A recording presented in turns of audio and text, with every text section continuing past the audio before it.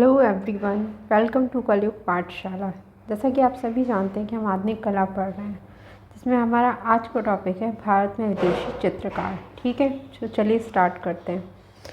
तो पहला है आधुनिक भारतीय चित्रकला के विकास के प्रारंभिक दौर में उन विदेशी चित्रकारों का महत्वपूर्ण योगदान रहा जिन्होंने यूरोपीय प्रधानता ब्रिटिश कला शैली के प्रति भारतीय जनमानस में कला प्रेमियों में अधिकाधिक रुचि उत्पन्न कर दी। जैसा कि मैंने आपको पहले लेक्चर में ही बताया था कि भारतीय चित्रकला की शुरुआत कहाँ से होती है, बंगाल शैली से होती है। मगर आधुनिक भारतीय चित्रकला की शुरुआत कहाँ से होती है, आपकी कंपनी शैली से होती है। ठीक है, कहाँ से होती है, कंपनी शैली से होती है। तो उस टाइम पर क्या होता है कि बहुत से स्टार्टिंग हो रही होती है कंपनी शैली की। ठीक है, तो उस प्रारंभिक दौर में क्या होता है, विदेशी चित्रकार आते हैं, क्योंकि कंपनी शैली को स्टार्ट किन्होंने किया था, विदेशी चित्रकारों ने ही तो किया था।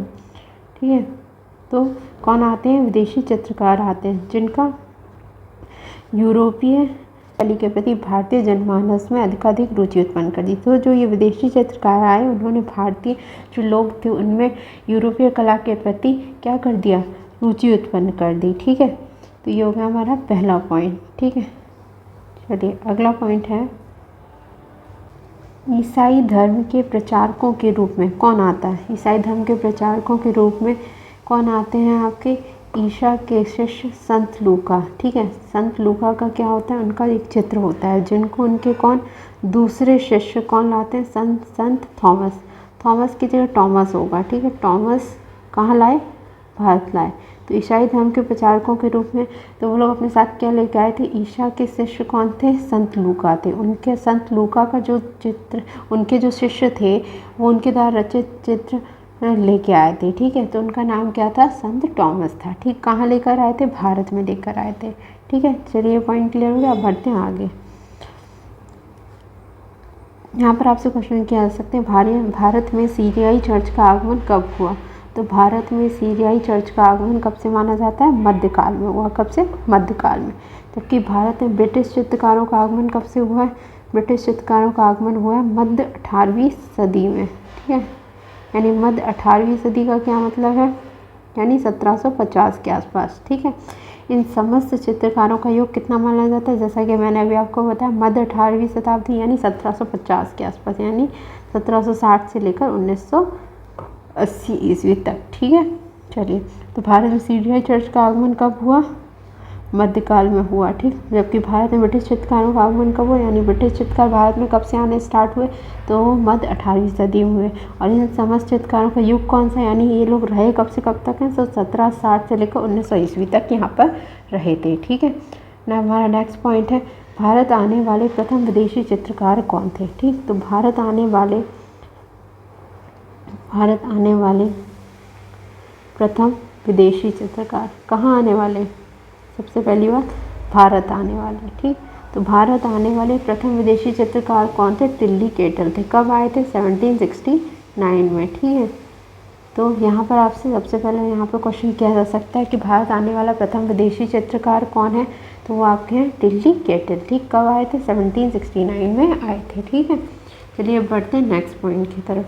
ठीक है, हमारा नेक्स्ट पॉइंट है चित्रकार विलियम होजेस को। ठीक है, कौन, विलियम होजेस। विलियम होजेस क्या है, एक चित्रकार है। इनका ये कब आते हैं, 1772 में ये भारत आए थे। ठीक, इनको भारत में संरक्षण किसने दिया, तो वाइसराय वॉरेन हेस्टिंग ने। ये आपसे पूछता है क्वेश्चन कि ठीक है कि विलियम होजेस को भारत में संरक्षण किसने प्रदान किया था, तो वो किसने प्रदान किया था, वाइसराय वॉरेन हेस्टिंग ने प्रदान किया था। ठीक है, विलियम होजेस भारत कब आए थे, तो 1772 ईस्वी में आए थे। ठीक है, चलिए अब नेक्स्ट पॉइंट, लॉर्ड कॉर्नवालिस ने, किसने, लॉर्ड कॉर्नवालिस ने। ठीक है, कितने रुपए में, 21,000 रुपये में किसके चित्र खरीदे थे, तो और चित्रकार ऑर्थर विलियम डेविस के चित्र। ठीक है, ये कब आए थे, ऑर्थर विलियम डेविस भारत कब आए थे, तो 1785 में आए थे। ठीक है, तो यहाँ पर आपके 2-3 क्वेश्चन बनते हैं। ठीक, कि ऑर्थर विलियम डेविस भारत कब आए, ऑर्थर विलियम डेविस भारत कब आए, तो 1785 में आए थे। ठीक है, लॉर्ड कॉर्नवालिस ने 21,000 रुपये में किस चित्रकार के चित्र खरीदे थे? ऑर्थर विलियम डेविस के चित्र। ऑर्थर विलियम डेविस के चित्र 21,000 रुपये में किसने खरीदे थे? तो वो लॉर्ड कॉर्नवालिस ने खरीदे थे। ठीक है, इसमें जितने क्वेश्चन बन सकते थे वो मैंने आपको सारे बता दिए। ठीक है, चलिए बढ़ते हैं नेक्स्ट पॉइंट की तरफ। हाँ, नेक्स्ट पॉइंट है पंजाब में। कहाँ पर? पंजाब में। पंजाब के कौन है शासक? रणजीत सिंह। सभी का मतलब होता है पोर्ट्रेट, ठीक है, यानी उनका चित्र बनाना। ठीक, सभी बनाने का अवसर सर्वप्रथम किस ब्रिटिश चित्रकार को मिला था? सर्वप्रथम ब्रिटिश चित्रकार किसको मिला था? ऐसा कौन सा चित्रकार था जिसने पंजाब के रणजीत सिंह की छवि बनाई थी? तो वो आपके थे मिस एमिली ईडन। ठीक है, मिस एमिली ईडन। ठीक है, तो पंजाब के रणजीत सिंह की छवि बनाने का अवसर किस ब्रिटिश चित्रकार को मिला था सबसे पहले? तो मिस एमिली ईडन को। मिस एमिली ईडन को पंजाब के रणजीत सिंह की छवि बनाने का अवसर प्राप्त हुआ था। ठीक है, फिर चित्रकार फेरिंगटन। चित्रकार फेरिंगटन को भारत में इन्होंने अपने मुर्शिदाबाद को अपना केंद्र बनाया था। भारत में किसको अपना केंद्र बनाया था? ये चित्रकार कौन है? ये आपके एक विदेशी चित्रकार हैं। फेरिंगटन कहाँ के हैं? यूरोपीय चित्रकार हैं या विदेशी कुछ भी कह सकते हैं। ठीक है, मगर इन्हें भारत में इन्होंने किसको अपना केंद्र बनाया? तो भारत में मुर्शिदाबाद को अपना केंद्र बनाया। ठीक है, चलिए अब बढ़ते हैं नेक्स्ट पॉइंट की तरफ। भारत में जल रंग तकनीक का श्री गणेश किसने किया? तो भारत कहाँ पर? भारत में। किसका? जल रंग तकनीक यानी जल रंग से चित्रण का शुरुआत किसने करी? तो डैनियल चित्रकार ने की। ठीक, डैनियल चित्रकार ने की। तो भारत में जल रंग तकनीक का श्री गणेश करने का श्रेय किसको है? डैनियल चित्रकार को है। ठीक है, चलिए अब नेक्स्ट पॉइंट की तरफ चलते हैं अपना। चित्रकार डैनियल भारत में। अब डैनियल कौन थे? जिन्होंने किसका? जल रंग तकनीक का स्टार्टिंग की थी। ठीक है, और चित्रकार डैनियल भारत कब आया था? तो चित्रकार डैनियल भारत में कब से कब तक रहे थे?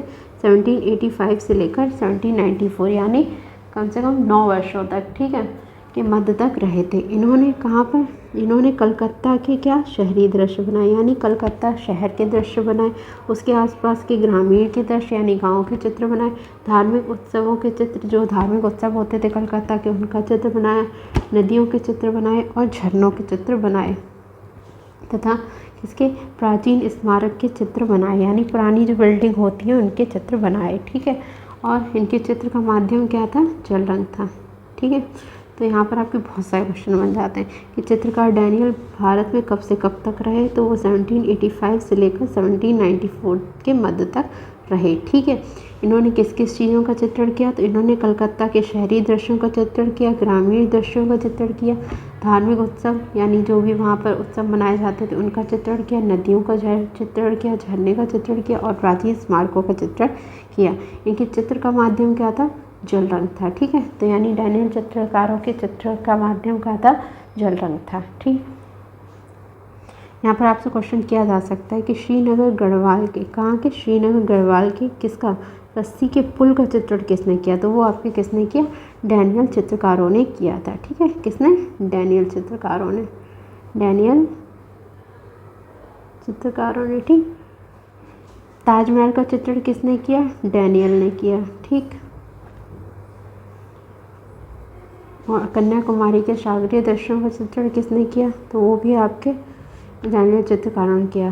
ठीक, दक्षिण भारत के जो प्रसिद्ध मंदिर थे उनका चित्रण भी इन लोगों ने किया और गोपुरम गुफाओं का चित्रण भी इसने किया, डैनियल चित्रकारों ने किया। तो यहाँ पर आपसे बहुत सारे क्वेश्चन पूछा जा सकता है कि ऐसे भी क्वेश्चन पूछा जा सकता है कि ताजमहल का चित्रण निम्न में से किसने किया? तो आप क्या उत्तर देंगे? डैनियल चित्रकारों ने किया। ठीक है, श्रीनगर गढ़वाल के रस्सी के पुल का चित्रण किसने किया? तो वो डैनियल चित्रकारों ने किया। कन्याकुमारी के सागरीय दृश्यों का चित्रण किसने किया? तो आपके डैनियल चित्रकारों ने किया। दक्षिण भारत के प्रसिद्ध मंदिरों का चित्रण किसने किया? तो डैनियल चित्रकारों ने किया। और गोपुरम गुफाओं का चित्रण किसने किया? डैनियल चित्रकारों ने किया। ठीक है, चलिए अब बढ़ते हैं आगे। ठीक, तो ये डैनियल चित्रकार अभी थे कौन? अब इनके बारे में जान लेते हैं। ठीक है, तो ये 2 लोग थे। ठीक है, एक इनका भतीजा था जिसका नाम था विलियम डैनियल। ठीक है, डैनियल, और दूसरे इनके चाचा थे टॉमस डैनियल। ठीक है, तो 1837 में क्या होता है, भतीजे डैनियल की मृत्यु हो जाती है, ठीक। और 1840 में किसकी मृत्यु हो जाती है, थॉमस डैनियल की। ये दोनों भारत आए थे, ठीक है। इन्होंने ही कन्याकुमारी का चित्रण किए, सागरे दृश्यों का चित्रण किया, गोपुरम गुफाओं का चित्रण किया, मंदिर में जितने भी चित्रण किए वो सब इन दोनों ने मिलके किए थे, ठीक। तो 1837 में क्या होता है, भतीजे डैनियल की मृत्यु हो जाती है, ठीक। और 1840 में क्या होता है, चाचा थॉमस डैनियल की मृत्यु हो जाती है, ठीक। अब चलते हैं, अब पॉइंट है डैनियल ने, किसने, डैनियल ने, ठीक, किसमें, दृश्य चित्रण में। अब आपने देखा होगा ऊपर जितने भी चीज़ें थी उनमें क्या इन्होंने दृश्य चित्रण ही किए हैं, ठीक है। कलकत्ता का शहरी दृश्य बनाया, ग्रामीण दृश्य बनाया, धार्मिक उत्सव बनाया, तो वो क्या थे, उन्हें जो दिखाई दिया उसका उन्होंने चित्रण किया, ठीक। तो इन्होंने क्या किया है, डैनियल ने दृश्य चित्रण में अविस्मरणीय कार्य, यानी जिसे भुलाया ना जा सके ऐसा कार्य किया है, ठीक है। इन्होंने बहुत अद्भुत कार्य किया है, ठीक। डैनियल ने किसमें, दृश्य चित्रण में अविस्मरणीय कार्य किया है, ठीक। अब चलिए नेक्स्ट है हमारे, नेक्स्ट कौन है, आगोस्तो सोफ्ट, ठीक। आगोस्तो सोफ्ट ये कब आते हैं, ये 1809 से 1880 तक, ठीक, रहते हैं, ठीक। इन्हें हंगेरियन चित्रकार, ये दोनों क्या, ये लोग क्या थे, हंगेरियन चित्रकार थे, ठीक है। इनका टाइम कब से कब तक है, 1809 से 1880 तक। वे कहाँ रहते थे, तो ये पेस्ट नामक नगर में रहते थे। जिस गली में रहते थे वे आज के चित्रकारों की गली कहलाती है, ठीक। क्या कहलाती है, चित्रकारों की गली कहलाती है। और उनका घर जो था, किनका, आगोस्तो सोफ्ट का घर क्या कहलाता था, 7 उल्लुओं के घर के नाम से मशहूर था, ठीक है। तो चलिए इसको समझते हैं। आगोस्तो सोफ्ट का टाइम कब से कब तक है, 1809 से 1880 ईस्वी तक, ठीक है। और इन्हें, ये हंगेरियन चित्रकार थे, ठीक। ये कहाँ रहते थे, पेस्ट नामक नगर में रहते थे, ठीक। या अब के आज के चित्रकारों की क्या कहलाता है, चित्रकारों की गली कहलाती है, ठीक। और उनके घर को क्या कहा जाता था, 7 उल्लुओं के घर के नाम से जाना जाता था, ठीक है। चलिए आगे बढ़ते हैं।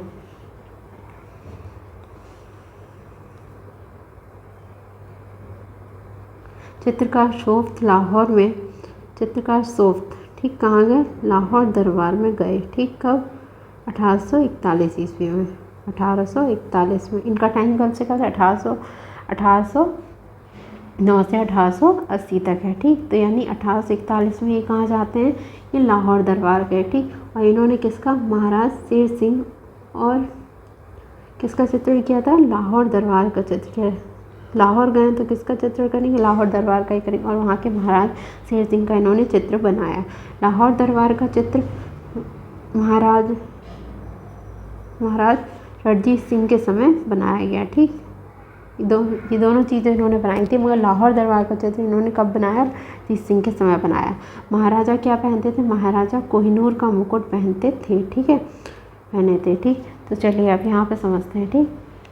चित्रकार सोफ्ट लाहौर दरबार कब गए, तो 1841 ईस्वी में गए, ठीक। इन्होंने किसका चित्रण किया, तो इन्होंने लाहौर दरबार शेर सिंह और लाहौर दरबार का चित्रण किया। मगर लाहौर दरबार का चित्रण इन्होंने किस समय किया, महाराजा रणजीत सिंह के समय किया। और ये महाराजा क्या करते थे, कोहिनूर का मुकुट पहनते थे, ठीक है। और इन्होंने क्या क्या किया, इन्होंने लाहौर में दरबार साहिब का चित्रण किया है, किसका, दरबार साहिब का चित्र बनाया है, ठीक। 1841 ईस्वी में इन्होंने अमृतसर नगर का भी चित्रण किया है, ठीक। तो यहाँ से आपसे क्वेश्चन पूछा जा सकता है कि दरबार साहिब का चित्रण किसने किया, तो वो आगोस्तो सोफ्ट ने किया, यानी सोफ्ट चित्रकारों ने किया। 1841 में क्या होता है, ये लोग अमृतसर नगर का चित्रण किए हैं, ठीक है। चलिए अब बढ़ते हैं नेक्स्ट पॉइंट की तरफ।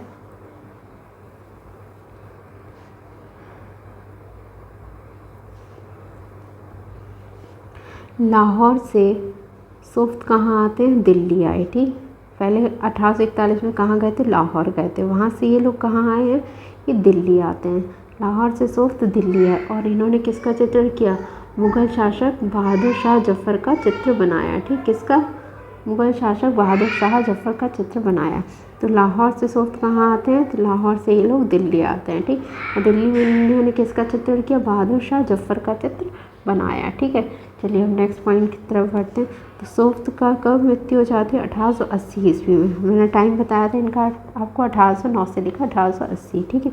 1880 में कितने वर्ष की आयु में, 71 वर्ष की आयु में, ठीक, 71 वर्ष की आयु में। कहाँ पर, लंदन में। कहाँ पर, पागल खाने में, ठीक। तो क्या होता है, सूफ की कब 1880 ईस्वी में मृत्यु हो जाती है। ठीक, कितनी आयु में? 71 वर्ष की आयु में। कहाँ पर? लंदन में। और पागल खाने में इनकी मृत्यु हो जाती है। ठीक है, आई होप आपको ये टॉपिक बहुत अच्छे से समझ आया होगा। तो चलिए मिलते हैं नेक्स्ट वीडियो में एक नए टॉपिक के साथ। तब तक के लिए थैंक यू।